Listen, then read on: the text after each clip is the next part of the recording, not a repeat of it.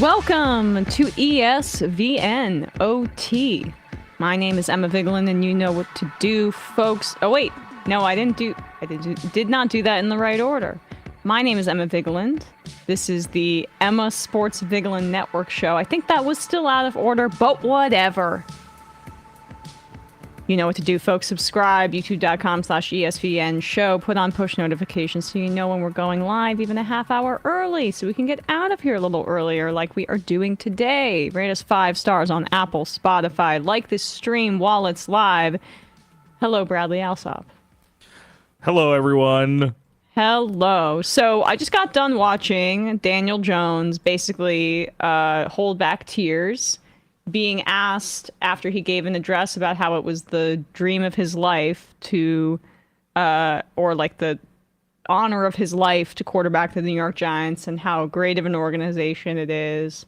And then he's asked by the reporter because of Dexter Lawrence, the Giants' best player, came out and said, that's my best friend and he's still the best quarterback on the team. And Daniel Jones started basically crying at the podium. And he needs to no longer be the quarterback of this team. We need to move on. But holy moly, is this sad, sad situation for this organization. And I don't know what that says about the locker room. I think it probably says pretty bad things about Brian Daboll's future based on how he's handled this publicly versus how the players are responding to it. And now they're doing this humiliating thing of putting Daniel Jones in as the practice safety because they don't want him to get injured in practice because they'd have to pay him that $23 million injury guarantee next year when they're planning on cutting him already. But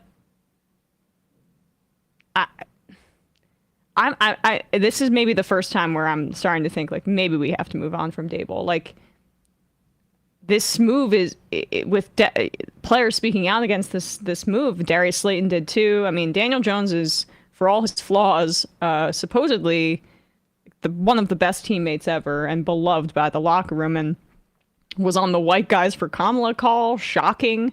The Southern white guy that went to Duke is a Democrat, white football player. So I just have nothing but nice things to say about him as a person, how humble he has been. And I mean, like the Jets, almost. Who knows? Maybe he'll go somewhere else and have success, like Geno Smith and like Sam Darnold did, and every other quarterback that's ever played for the franchise. Yeah, I mean, I'm a little more skeptical because Jones really did. He had 6 years, and because of the severity of the injuries that he suffered, like he's just kind of a shell of himself. But I really do feel for the guy. I mean, the Giants did everything John Mara said it a while ago. They did everything they could to screw him up. And he was a player that had limitations. He'd reached his ceiling, but he gave everything he could on the football field. So really, I feel for Daniel Jones today. Yeah, I think also he kind of did everything that he could, honestly, in terms of like being a consummate pro and teammate despite either lackluster play on his end or also just lackluster play from his supporting cast as well, and also not being put in a particularly great position to succeed in a number of ways, both in terms of the pressure and expectation on him as well as the surrounding cast put forth by, and also draft capital allocated by Dave Gettleman in some, very misbegotten ways. And the fact that they're going with Tommy DeVito over Drew Lock, whose ceiling is objectively higher. I don't care if he throws a few picks. Like, what are we doing here? Well, I can't tell if that's a poor decision or if Locke could have possibly looked that bad. I mean, he didn't look great in the preseason, and that's part of it. But there's other part of me that thinks, like, Brian Daboll has been playing this complimentary football ball possession thing, and he trusts that DeVito will throw fewer picks than Locke. But that's like playing not to lose. I was just going to say it's a win. Defensive crouch to basically say let's not. And I don't want them to win. I hope they lose every game for the rest of the year so they get the first overall pick. But to your it's just point, like, what do you say? What does that say? There's a bunch of talented players on this defense. Like, what do you say to them? I think that's just what I was also going to say, is that I think the problem is if there's actual credit or credence being lent to these reports about how the team feels about it, how some of the teammates feel about this way. This Dexter said it publicly. Yeah, and I guess publicly. Their and best privately. player said it publicly. And yeah. is that if that's the case, like, how do you sell that to your team while also, even if tanking is probably the best outcome for the team long term, it's sort of like, how do you sell that and bring him back? How do you sell that? How do you sell that without a sort of a mutiny going on with the teammates and losing the locker room, which will make what has already been a long season even longer, and B, how can you justify it if the results look the same or worse when you put Tommy DeVito in? And what if you have to bench DeVito for Locke? What if you have to bench Locke for Boyle? Like, what does that look like to anybody watching this outside of like knowing that literally sitting Jones and putting him fourth in the depth chart is purely a cost-cutting measure? Yeah, it just it's a business decision, but the players are human beings as well, and with the history that so many of these players have with DJ. Yeah. And given his relationship in the locker room which is as positive as it gets, like I can't think of a guy Lamar is beloved by by guys that play with him. Josh Allen. Probably Josh Allen. Mahomes is too, but it's like at a certain level he's proved it with the rings. I'm just trying to think of somebody who's comparable in like Aaron Rodgers. Not loved in the locker room.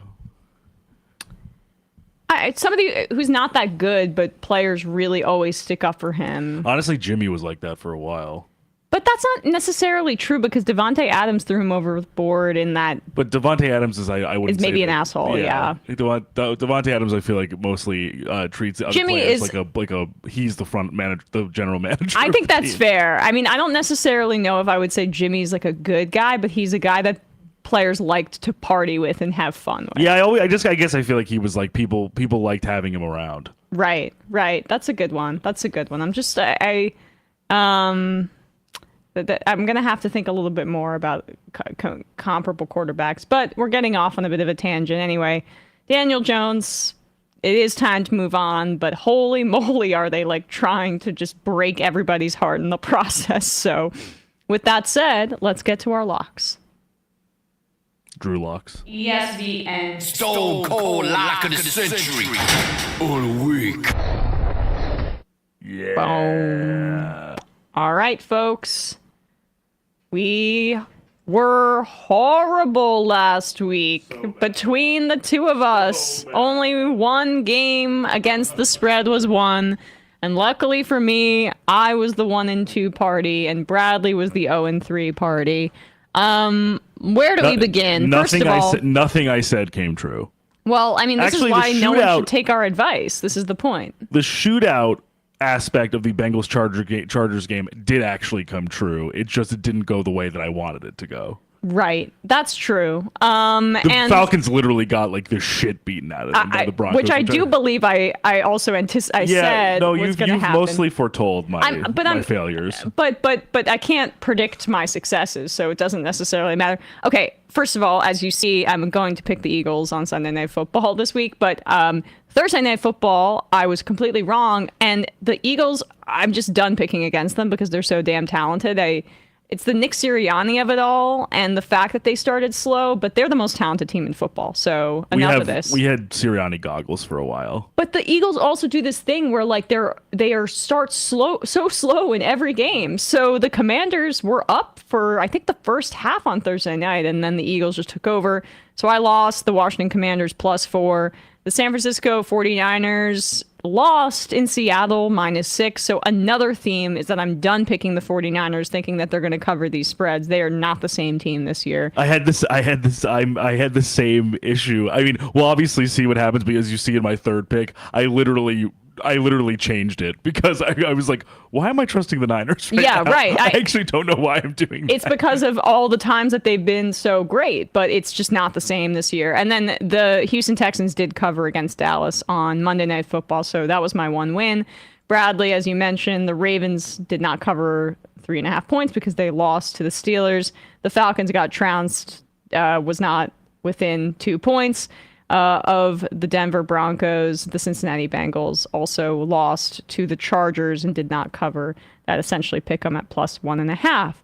So let's wash our hands of awful Week 11 and move on to this week, where We're moving on to week 12, and we also still have to come up with a punishment. We've got to stop procrastinating on that point. I mean, it's close enough, though, that, like, we don't need it. There's no malfeasance here. I'm not going to try to rig it in any way, but we'll see. And you had a great postseason last year, so I believe that was the case, right?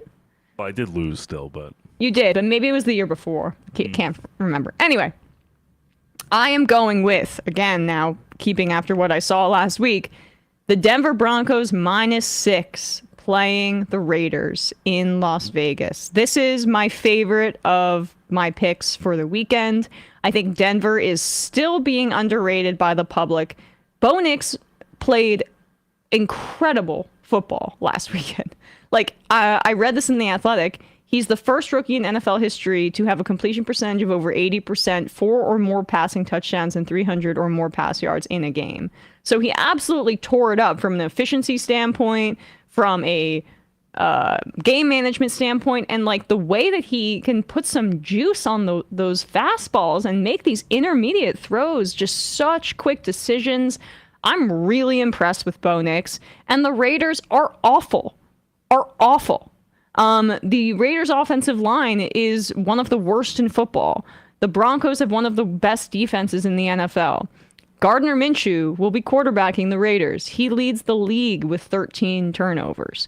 And so I just think this defense is going to set up the offense in a lot of positive situations.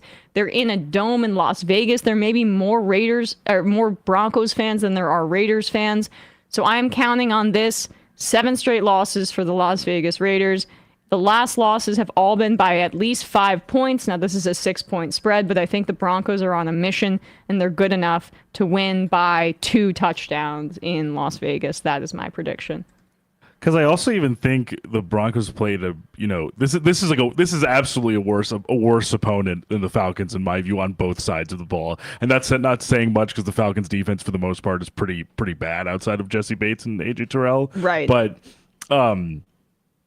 yeah, definitely for sure the Raiders offense versus the Broncos defense I think could be a real slugfest just for I think the defense could really take over this game. That's my anticipation is that Minshew turns the ball over like 2 or 3 times within past the so like Bo Nix is set up at the 45 or something like that. Right, exactly. Like great field position as a result of multiple turnovers. Right. So you are going with the Minnesota Vikings -3.5 playing the Chicago Bears in Chicago. I don't feel great about this one. I feel that half point's a little scary. Yeah, I probably feel the worst about this one only because we're gonna see what kind of Thomas Brown can continue to do with the Caleb Williams-led offense now that Shane Waldron is no longer there. I think even though they didn't win the game, obviously it was a tragic ending with the blocked field goal for the Bears last week. I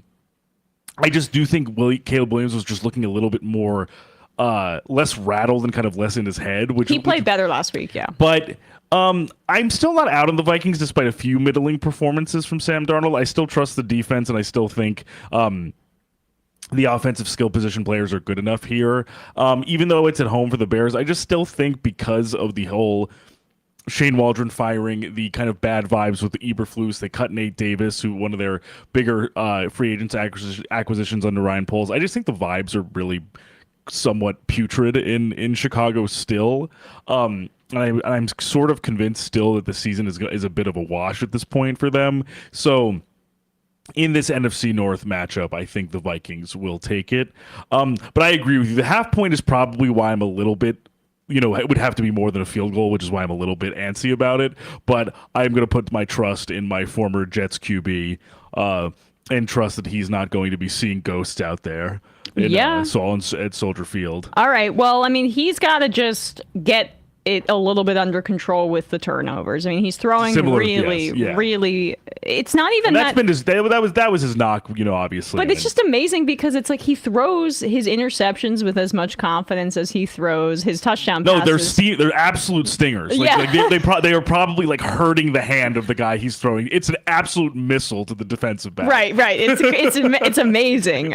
But so like Darnold, it's been up and down and more down recently, but I hope he gets it back. And like the Bears, I think they know it's a lost season. So that's what you have in your favor. That half point does scare me slightly, 100%. but I mean, again, it's not my picks, it's your picks. So, but we are going with the same thing for Sunday Night Football. Let's just go and jump right into it. We both have the Eagles -2.5. And this kind of goes. LA, this goes with our sort of facing like the Rams. This sort of goes with our not betting against the Eagles at this point, because also it's in LA, which we've been saying all season. It's not a home field advantage really. Yep. I could also very much see, obviously, which I think happens for a number of big fan bases, like the Eagles fans outstripping the Rams They fans. totally will. So I don't think it'll be that much of a home field advantage for the Rams as it usually is. I mean, as it never really is. I obviously like a few of the Rams' young pass rushers. Like I like Braden Fisk and Jared Verse as a combo, but I just think with the way the offensive line is playing, you have Saquon having a near offensive player of the year type season. AJ Brown and Devontae Smith, with the full complement of weapons and stuff. I think the Rams are feisty. They're always going to be feisty, but I just think this team is overpowering right now. Yeah, and Quinyon Mitchell, I mean, is quietly becoming one of the top corners in the league as a rookie, which I was obsessed with him in the draft. And of course he falls to the Eagles in like the 20s or whatever the hell they took him. And also Cooper DeJean, who they took after, is also a really fun player. Like he kind of does a lot of different things. They line him up. He can play outside corner. He can play safety. He even's very dynamic on special teams. It's just like it's infuriating. Like, how does this keep happening? No, the secondary has just like dramatically improved for the Eagles recently, and I think it's in part because Jalen Carter and like the pass rush is starting to get home. Jalen Carter is emerging. Quinyon Mitchell has held these receivers, this was going around, to under 35 yards. Christian Watson, Drake London, Chris Olave, Mike Evans, Brian Thomas Jr., Malik Neighbors, CeeDee Lamb, Jamar Chase. That Jamar Chase game, when they did end up beating the Bengals, really, I think, was the turning point with that defense a little. And I know they put up a bunch of numbers, but it was like how they put those numbers up. And then they started to turn some things around, the Eagles did. And he's a small school rookie cornerback, like one of the hardest positions to play in the league. Like, it's so impressive to me how well he's played, and it obviously goes to show coming out of Toledo. Yeah, it goes to show that was not a fluke. He was actually the best player on the field by like a wide margin. Yes. And then even the guys like Nolan Smith, a second or third year guy, edge rusher, and Nakobe Dean at linebacker playing much better than he did last year. It's just like it's so annoying, but like good for them. Yeah, I mean, the best front office in the league, and it's been that way for 10 years. Like I said, also, it's like we have Sirianni goggles a little bit just because he's such a dope, and I actually think I do genuinely think he holds them back from being even better than they are. They could be undefeated if they had like a, I don't know. Because one of the games he was Sean Payton, they'd be like undefeated. Or if it wasn't this week or the week before, there were like 5 calls of either going for it or not going for it, and a clock management where I'm like, every single one Sirianni called was wrong. It was not the right move to make. Right. So like in game, he's really not doing them any favors. They just have too much talent, I think, for me to bet against them anymore. Agreed. And I am going with the Baltimore Ravens on Monday Night Football, playing the Chargers -2.5 to win by a field goal. I thought about this one as well. This is the one I feel worse about because the Chargers are underrated. Like, the Chargers are still underrated. I think they did have a good win, even though they allowed Burrow and the Bengals to get back into that game last week.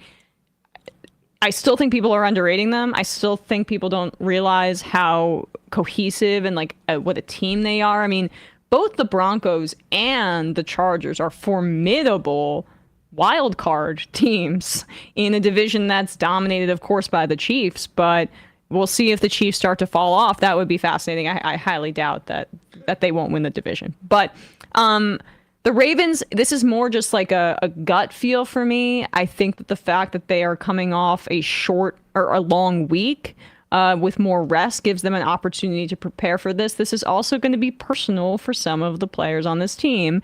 One, because, well, it's going to be personal from both sides because it's the Harbaugh game.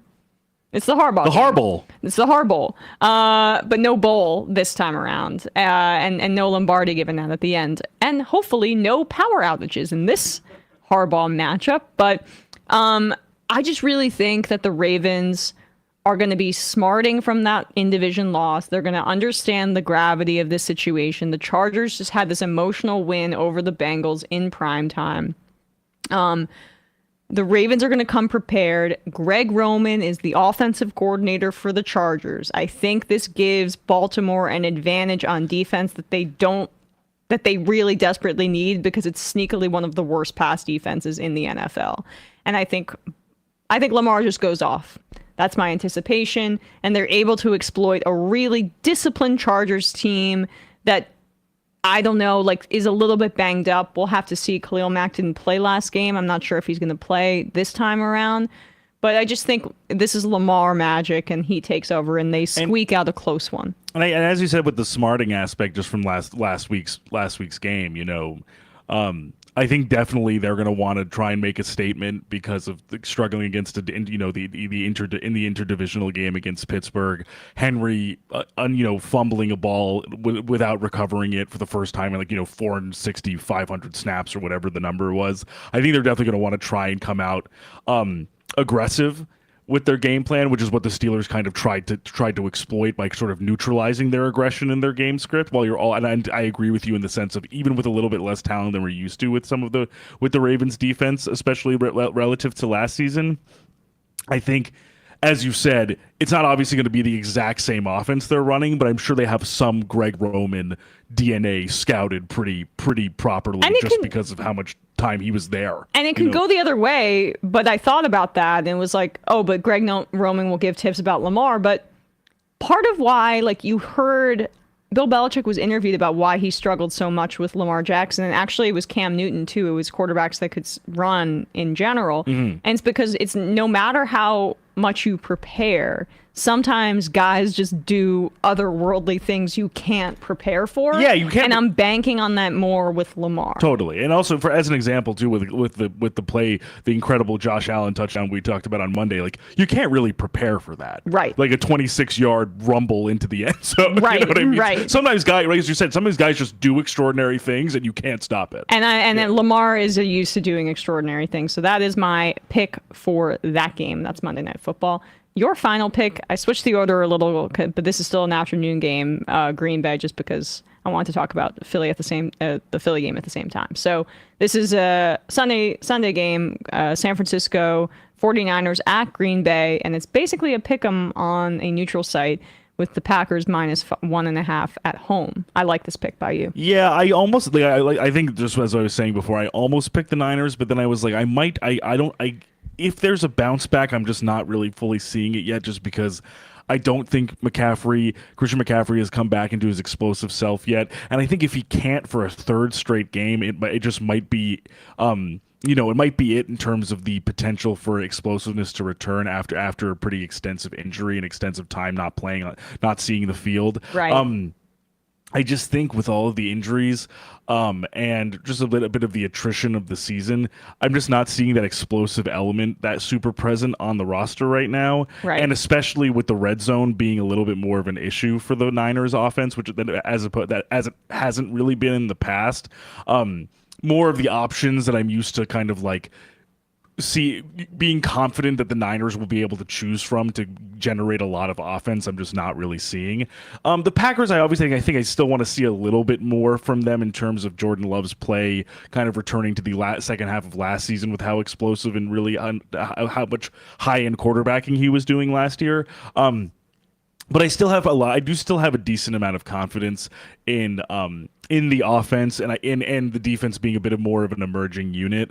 And I always think, honestly, these like the McVay tree games are like always kind of always in some way or another have some sort of razor thin margins. The Packers almost won that game in the playoffs, right? Against and like outplayed the Niners. Definitely in the first half, if I'm not mistaken. I feel like it was. And then they were driving, and then Jordan Love threw a really stupid interception. Right. But like they're to me, the Packers are like the 49ers before they started to go on this like consistent dominant run. Right. They're younger, but they have a very similar, obviously with LaFleur, they have a very similar style. And I think they're starting to, hopefully they put it together like they did late last year as well, because they're so talented. And they're well coached. Like I always think the LaFleur offensive scheme and play design and game script is always very, very, very like high, top of the line. And I also do think this defense is playing with a lot more intensity than they were playing with last year. So I think they can maybe take advantage of a somewhat more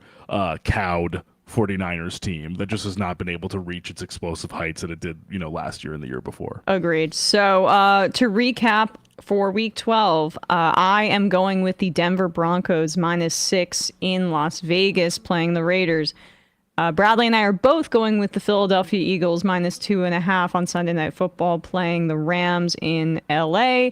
And I'm also going with the Ravens -2.5 playing the Chargers in LA. Bradley, as I mentioned, he's going with the Eagles -2.5, plus the Minnesota Vikings -3.5 in Chicago, and the Green Bay Packers -1.5 at home against the 49ers. We are all going with favorites. So let's hope we don't all go 0-6. Yeah, that's always the goal. And Amandar in the YouTube chat also said that Purdy's potentially questionable. Yeah. So if that's the case, I think either a beat up Purdy / whoever the Niners backup is now. I actually don't even know who it is. It could be Blaine Gabbert. Who is their backup? Or maybe it's not Blaine Gabbert. I forgot who it was because it obviously used to be Darnold, and Darnold's no longer there. Brandon Allen. Oh, okay. He's a real rando. Yeah, I would not feel super confident if I would not feel super confident for the Niners. I would feel much more confident in my pick if it's Brandon Allen behind center as opposed to Brock Purdy. What are they doing? Like, they are paying their quarterback Mr. Irrelevant like the smallest amount of money, the smallest fraction of money that you possibly could. Like, why aren't you paying for a real backup? Yeah, Brandon Allen is like one of the more anonymous quarterbacks. I can't even tell you where he went to college. And that's usually something I'm good at. You know my feelings about John Lynch. I think a lot of decisions that he made are really papered over by one Kyle Shanahan. Not that he's not involved, but some... And the winning, right? Like the track record, meaning we don't have to focus on a few things where it's like, you know what I mean? Right, exactly. All right, guys. With that, we are going to wrap up, and we will see you on Monday with a recap episode. Bye-bye. Bye.